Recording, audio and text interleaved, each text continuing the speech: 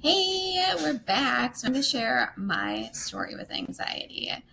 And all of these stories are the truth of when I got to the root of my childhood trauma. So that's where the anxiety stemmed from for me. When was the first time I ever felt that way? The biggest one for me, the main pattern with it is it all centered around feeling socially inept.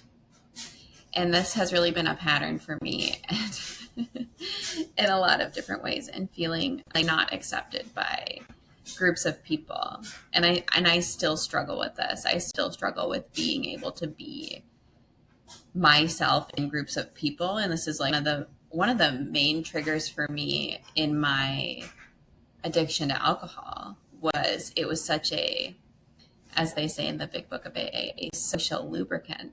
I felt like there was less resistance when I consumed alcohol. I could be around other people and I could be cool and I could be fun and like people liked me. But it also was a way for me to dilute myself and make myself more palatable to being around other people, because I just had this feeling inside me that people, if they really knew who I was, wouldn't accept me. And my story with anxiety comes from, I grew up and had a single mom. I also had multiple different stepdads, and I got used to just people leaving, not really feeling like I had a stable family structure. It was really, didn't learn how to cultivate long-term relationships with people. So that's also been another pattern for me, is not having really stable long-term relationships. I go from group to group, and I cut people off really easily. I don't know if that's good or bad, because I always have my reasons for it. But as such, I also have a difficult time navigating conflict in relationships.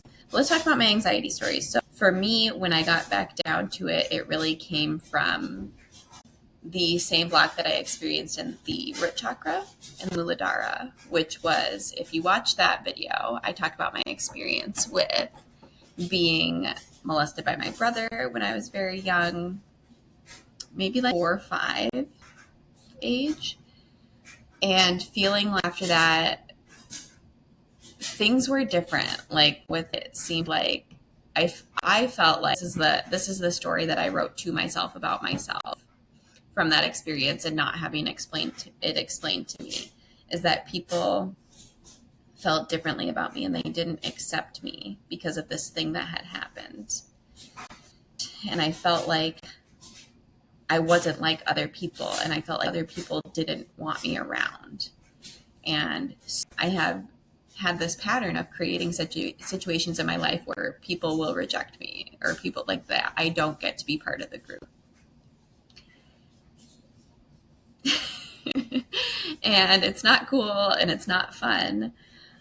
But now that I'm aware of this pattern, it's something that I really try to notice. Like, am I sabotaging a situation, or is it just something that's no longer aligned for me? Is it something that I'm outgrowing? Is it something that isn't a respectful and reciprocal situation anymore? But so much of my anxiety still comes from, how am I being perceived by other people? Are other people accepting of me? I think when I get into anxious spirals, it really centers around, what are other people thinking? Are they accepting me? Am I going to be received okay? Am I going to be abandoned? Are they going to leave me? Do they see who I am and say, like, thank you? Which, like, inherently I know, and I'm okay. I'm okay with being disliked. And this is something that I've worked on a lot. That's just the truth for me. Anybody that's experienced anxiety knows that it becomes like, it's like you just fantasizing about different worst case scenarios. And the worst case scenario for me is like, I'm not going to be accepted. People don't understand what I mean. They're misunderstanding me.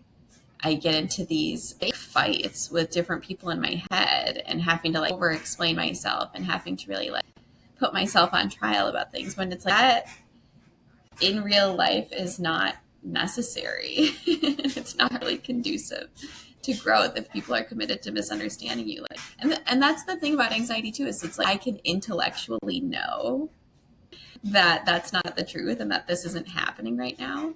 But in order to break that anxiety cycle, we need to realize what is happening.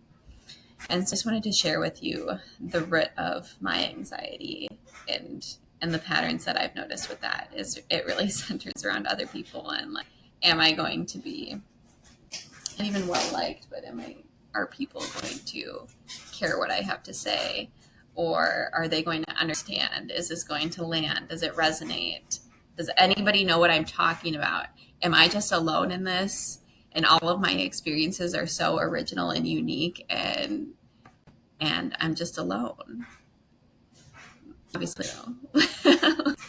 But that's the thing about anxiety is you have to challenge, is this true? Do I absolutely know that this is true?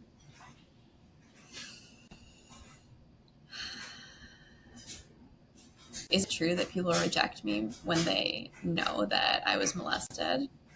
Is it true that when I share that I was molested as a kid, that people don't understand what I'm saying? Is it true that people don't want to be around me because I was a survivor of childhood sexual abuse? No, I don't think any of those things are true, actually, because the more that I've shared my story and the more that I've talked about it, there are always people that are like, holy shit, thank you for saying something about this. I have been carrying this weight forever, and I always felt different, and I always felt like I couldn't talk about it. And I always felt like heavily burdened by this experience. And it's so refreshing to hear other people talk about it because it really is a thing that it causes so much shame and it causes so much guilt. And the truth is, there's nothing wrong with you. This is something that happened to you. It wasn't your fault. And it's okay to talk about it. It's okay. It happened in the past. It doesn't define who you are now. And so that's what I want to say to you, because those are all the things that I would need to hear if I was going through this journey again.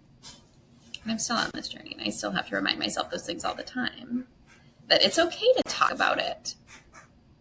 That it's okay to talk about it. There's no harm in talking about it.